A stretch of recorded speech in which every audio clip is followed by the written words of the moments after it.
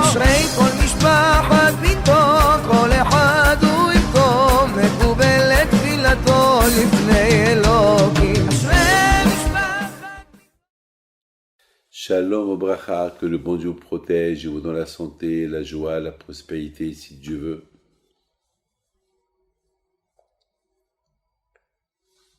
Lorsque j'étais au Maroc, il y a quelques années,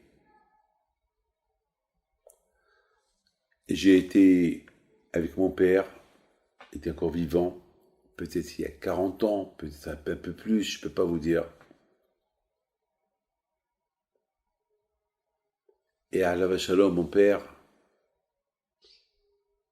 lorsqu'il est arrivé à Casablanca, on a vu que celui qui devait toujours nous accueillir, c'était Mardoché Knafo. Et voilà, Mardoché Knafo n'était pas présent. Il y avait son frère, il y avait d'autres personnes qui sont venues nous accueillir. Alors mon père, il demande où il est Mardoché Knafo. On nous a dit qu'il était malade. Bon, tout de suite, on a été chez lui, on lui a rendu visite. Il nous a dit, excusez-moi, je ne peux pas vous recevoir. C'est mon frère Haïm qui va vous recevoir.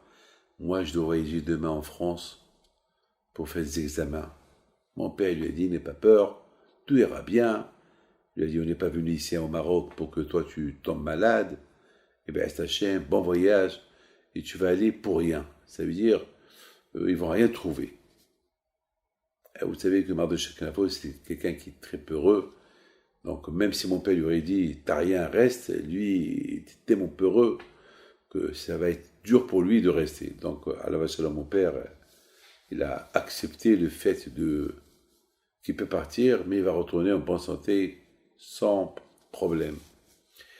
Ben, le lendemain, à 2 heures avant que Mardoché Knafo il quitte la clinique pour aller à l'aéroport avec sa femme, mon père me dit, David, va chez Mardoché Knafo et tu lui dis que je prie pour lui, comme ça il sait que, comme ça il va partir avec un souvenir que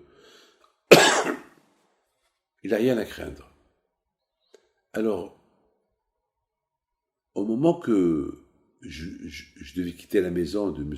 Knafo Haïm, il y a Zari, la femme de Mardoché, elle vient chez mon père pour recevoir une bracha avant qu'il prenne l'avion pour aller à Paris.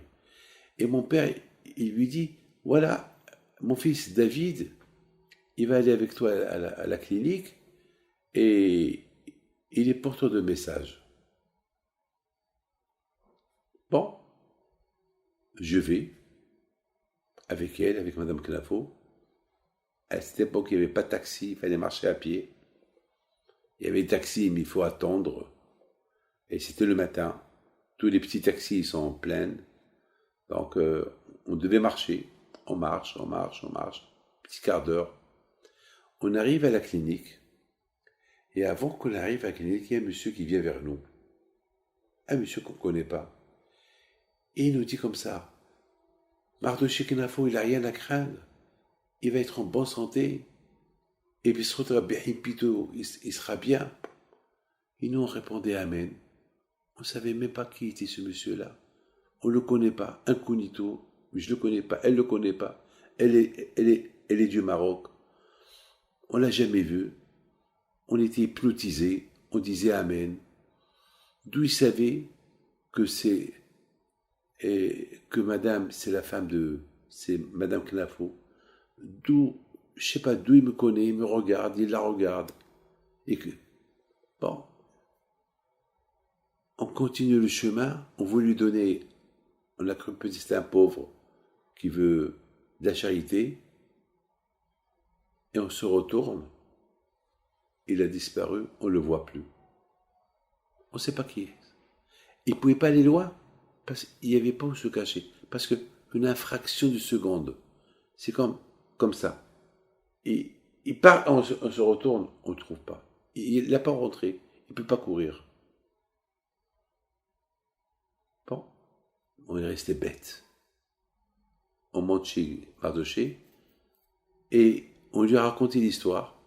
Il lui a dit, bon, le plus important, c'est que mon père m'a envoyé chez toi pour te bénir de sa part, et on a rencontré quelqu'un dans la rue qui te bénit, on ne sait pas qui c'est. Il a mentionné ton nom, il a dit Rabbi Hippido. Est-ce qu'il était chez toi? Non. Je retourne chez mon père, je raconte, et mon père, il sourit. C'est tzadikim. Il sourit. Je dis, papa, pourquoi tu souris? C'est qui? Ben, il n'a pas voulu me le dire. Jusqu'à maintenant, je ne sais pas. Je ne vais pas vous dire, je ne sais pas. Vous savez ce qu'on dit? Osema achav rohot, meshartav eish lohet. On dit de la prière de Rosh Chodesh, Akadosh Baruch Hu, il crée des serviteurs en être humain. Comme il y a un avis. Il est invisible. Mais il apparaît au tzadikim. Rabbi Haim Pinto, il étudie avec lui. Alav Shalom, Rabbi Haim Taib Lomet, il étudie avec lui. Rabbi David Hazan, il a étudié avec lui. Baal Shem Tov, il a étudié avec lui. Il y a beaucoup de tzadikim qui voient Elia en avis. Mais lui, il est invisible. Mais si tu as les sroutes, tu le vois. Mon grand-père, Rabbi Haim Pinto de Casablanca, on a 2-3 histoires. Des gens qu'ils ont raconté à mon père. 10 histoires sur Rabbi Haim Pinto, et il y a un avis. Une fois, ils ont demandé à Rabbi Eliyahu Lopian, un grand tzaddik, c'était le maître de mon maître. Est-ce qu'un jour tu as vu Eliyahu un avis? Il a fait un sourire. C'est un grand tzaddik. Alors ce sourire-là, il veut tout dire, ce qu'il a vu. Sinon, il ne va pas sourire. Est-ce que moi je l'ai vu? Est-ce que vous l'avez vu? Oui, peut-être. Il peut se promener dans la rue sans savoir que c'est lui. Une fois à Pessah, chaque Pessah, on fait le verre d'Eliyahu Hanavi, le verre de Kiddush. Est-ce qu'il le boit? Ben, s'il boit tous les verres de tous les juifs, il va se saouler. Mais il ne se saoule pas. Il goûte. On a l'émouna. Puisqu'on lui a fait le verre. C'est qu'il goûte. C'est la émouna. Il y a la Brit Mila. On dit, qui c'est Eliyahu? On dit qu'il vient. Vous le voyez? Non. Il est là? Oui, il est là. Et qu'on ne le voit pas. Mais B'ez Hashem, avant la venue de Mashiach, il va apparaître, on va le voir. Que le bon Dieu protège et dans la santé. Amen.